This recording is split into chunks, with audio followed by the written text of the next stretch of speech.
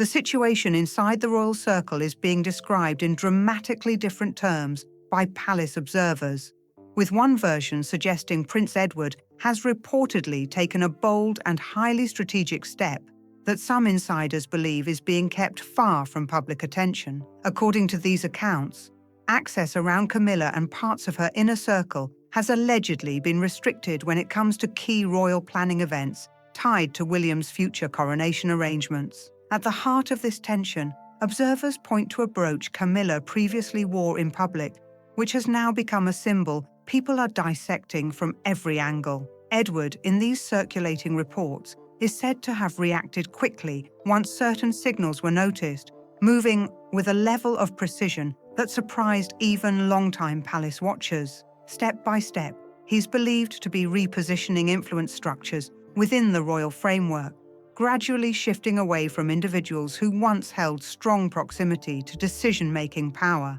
Some sources describe it as a quiet but intense reshaping of authority lines, and the next developments are being talked about as something that could heavily affect long-standing dynamics in deeply personal ways. A defining public moment is being linked to a major Easter Sunday gathering in 2026 at Windsor, where attention reportedly focused on a single, carefully captured photograph that sparked widespread discussion among observers. The image, according to commentary around it, created a wave of interpretation across royal watching circles, with many claiming it revealed more than what was officially said out loud. Prince William is described as entering St. George's Chapel alongside Catherine, with their children positioned closely beside them in a strong family formation that observers interpreted as highly coordinated and visually powerful. After previous periods filled with public speculation about strain or uncertainty, many viewed this appearance as a deliberate display of unity and stability that immediately drew attention from the crowd and media alike. Nearby, Prince Edward is said to have stood in alignment with key family members, including James and Princess Anne, while Peter Phillips was also present within the broader formation. This arrangement has been widely analysed by commentators who suggest the positioning appeared structured in a way that emphasised unity among certain senior figures, almost like a visual reinforcement of internal alignment within the royal institution. Camilla's presence, or perceived absence from key group proximity in these interpretations, has been heavily discussed online, with some observers pointing out that individuals often associated with her traditional circle were not visibly central in that specific formation. This includes references to Andrew, whose public reputation has long been controversial, as well as Beatrice and Eugenie, who were also noted as not being prominently positioned in that moment.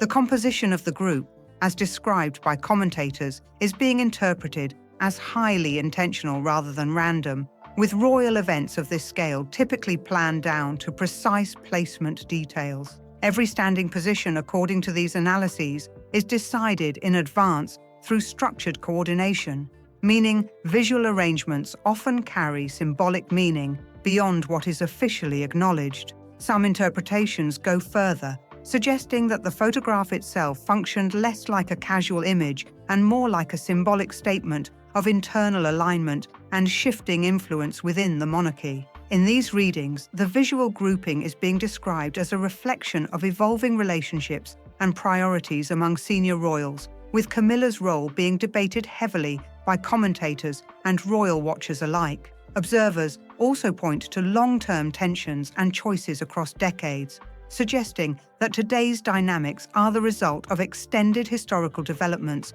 rather than isolated moments. In this narrative, Camilla is frequently mentioned as having navigated a complex public journey filled with scrutiny, shifting perceptions, and evolving responsibilities within the royal structure. Attention then shifts to a specific public appearance in February 2023, when Camilla was seen during a visit to Brick Lane in East London, wearing a distinctive piece of jewellery that immediately caught the attention of royal enthusiasts and insiders alike. The brooch, shaped in the form of the Tudor crown, became a major talking point due to its symbolic design and placement. The piece featured a silver structure embedded with sapphires, rubies, and emerald-like tones, creating a striking visual impression that many interpreted as more than decorative fashion. Observers noted that in royal tradition, jewelry often carries symbolic meaning, especially when worn near the heart, where it can be seen as a form of visual messaging rather than simple ornamentation. The Tudor crown itself is closely associated with the symbolic identity linked to King Charles III's official royal representation, making the design especially significant in the eyes of those who study royal imagery. By wearing such a symbol publicly, interpretations quickly spread that the gesture could be read in multiple ways, depending on perspective and context. Some royal watchers and jewelry analysts emphasize that brooch placement in royal settings is rarely accidental, often carrying layered meanings tied to loyalty, authority, or institutional continuity. In that sense, the appearance of this particular piece generated strong reactions, with discussions intensifying around what message, if any, was being visually communicated.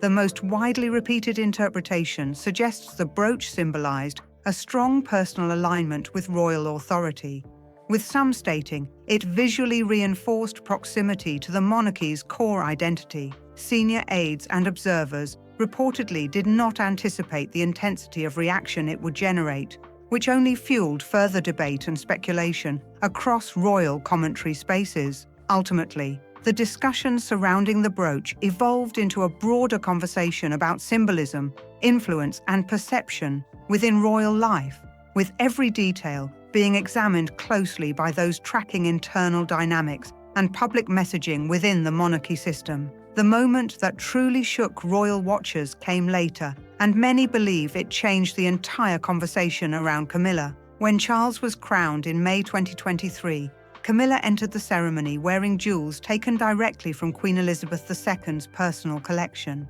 The crown on her head was reset with the Cullinan 3, 4, and 5 diamonds, stones Queen Elizabeth had worn as a brooch for decades and called Granny's chips. These were not ordinary display pieces.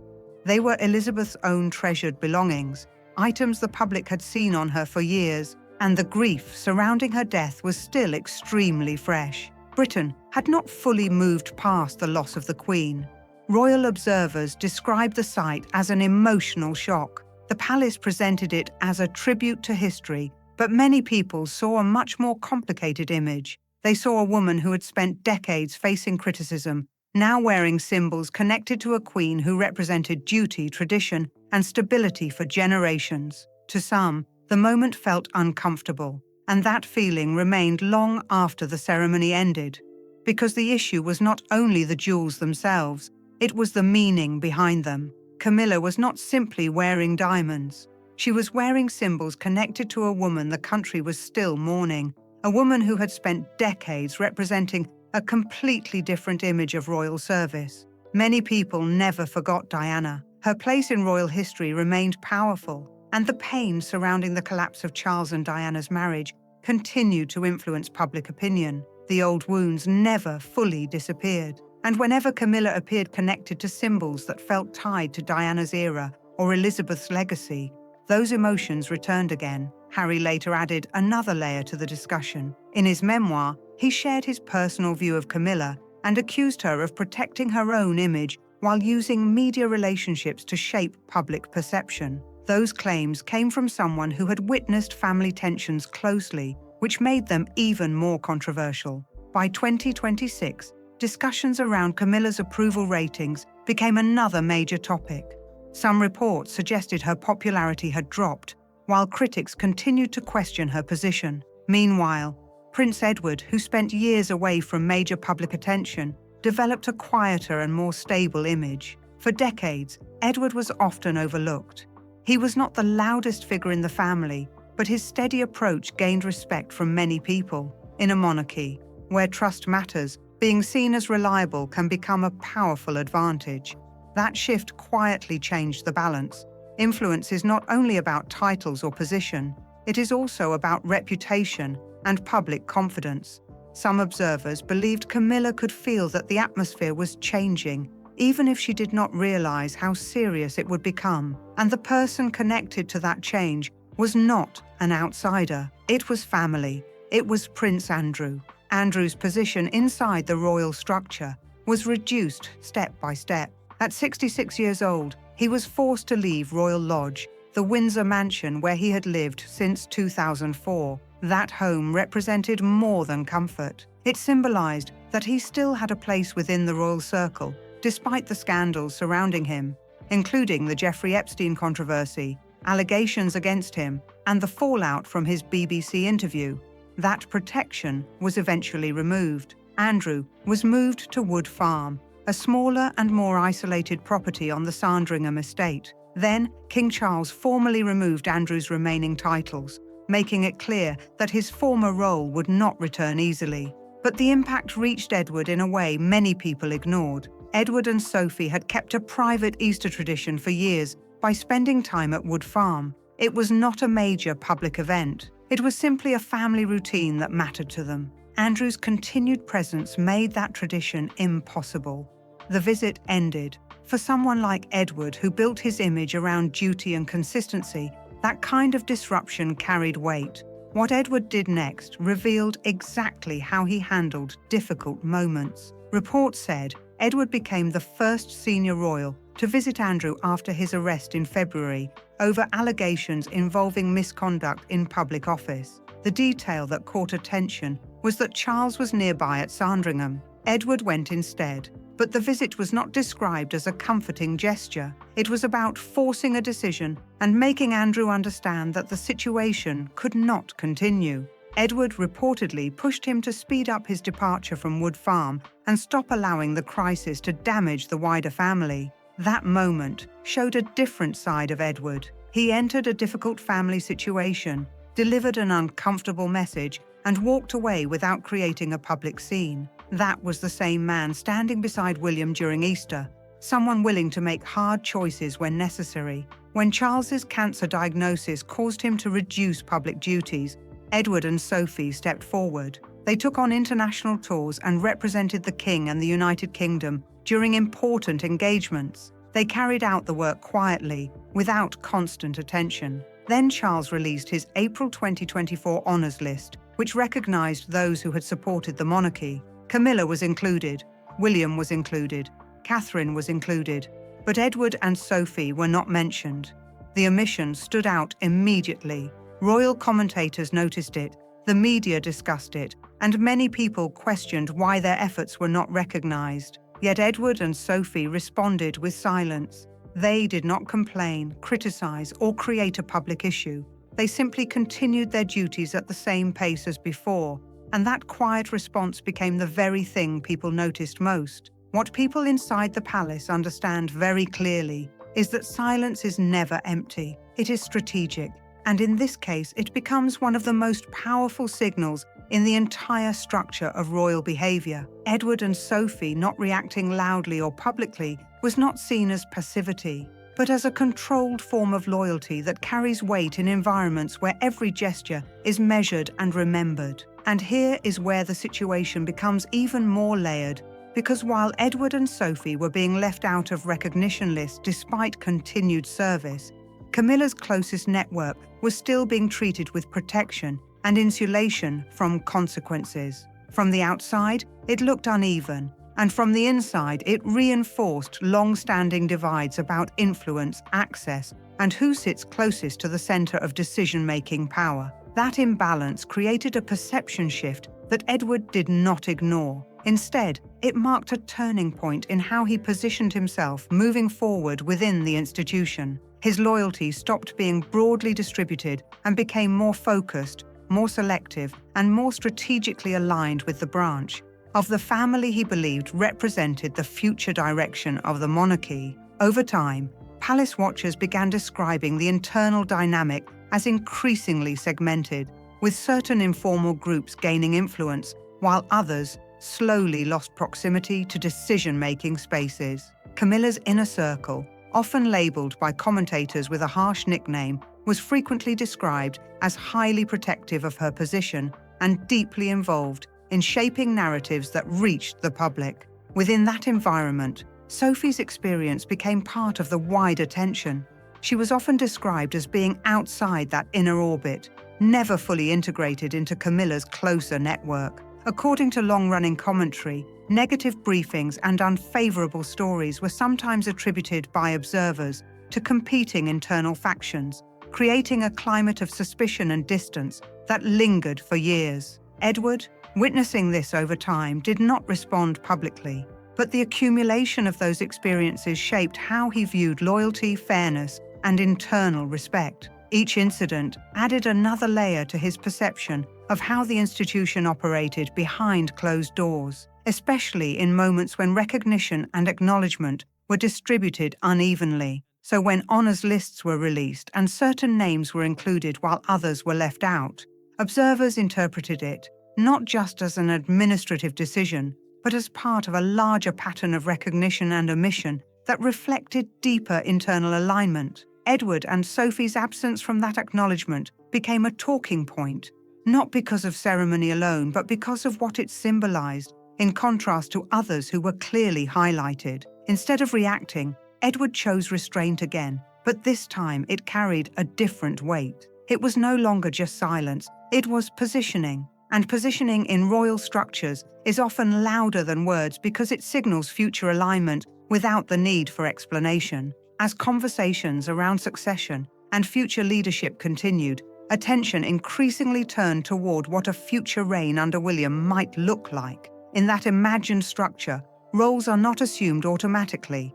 They are defined by the monarch of the day, meaning every position becomes a decision rather than a tradition carried forward without question. Within that context, Edward's proximity to William in public settings began to be interpreted as more than routine attendance. Every shared appearance, every joint presence at ceremonial events, and every moment captured by cameras was read by observers as part of a slow mapping of future influence structures within the royal household. In those interpretations, Camilla's future role becomes more symbolic than structural, shaped entirely by precedent and permission rather than guaranteed authority. Under that scenario, her position would be ceremonial, with visibility but limited operational influence, depending heavily on how the next reign defines participation in royal events. And this is where earlier symbolic moments are reinterpreted with even greater intensity. The jewelry, the crowns,